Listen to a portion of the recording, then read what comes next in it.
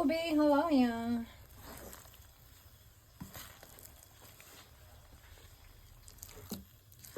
Ganyan palang gumawa ng ube. Ako rin, hindi ako marunong. Anong nilagay mo dyan? Ha? Kagatas na. Sige lang. Ano to? May gatas. Ano to? Ano to? No. Kikiam. Ganito pa.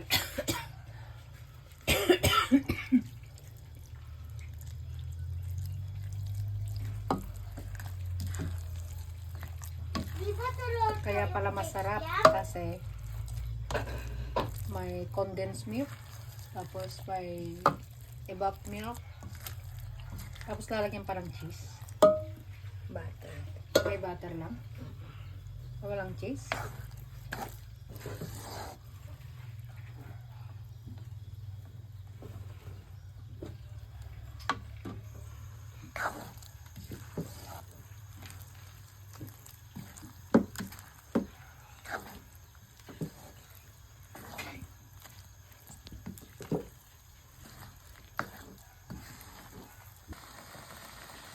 Ay, ang daming butter.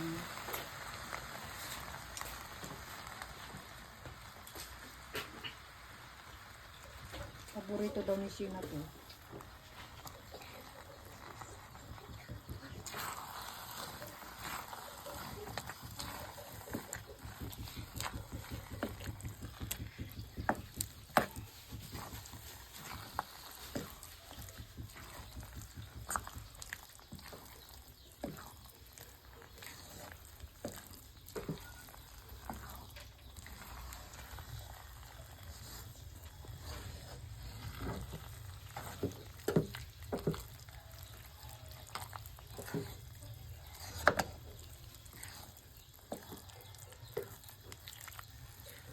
Iluto mo ng ilang oras yan.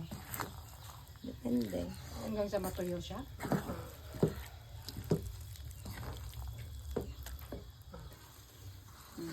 Ang kaserolang may tin. Ang halaya.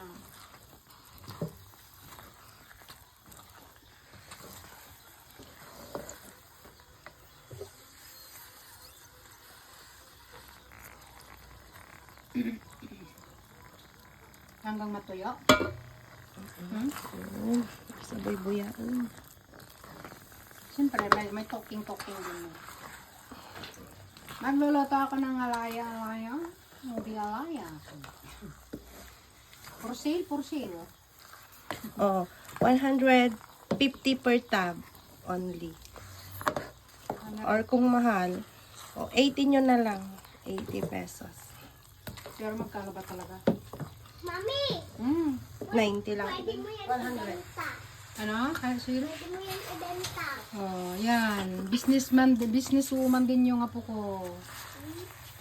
Pwede ko daw ito benta. Sabi nga niya, yung mga lilit kong damit, mami, benta mo na.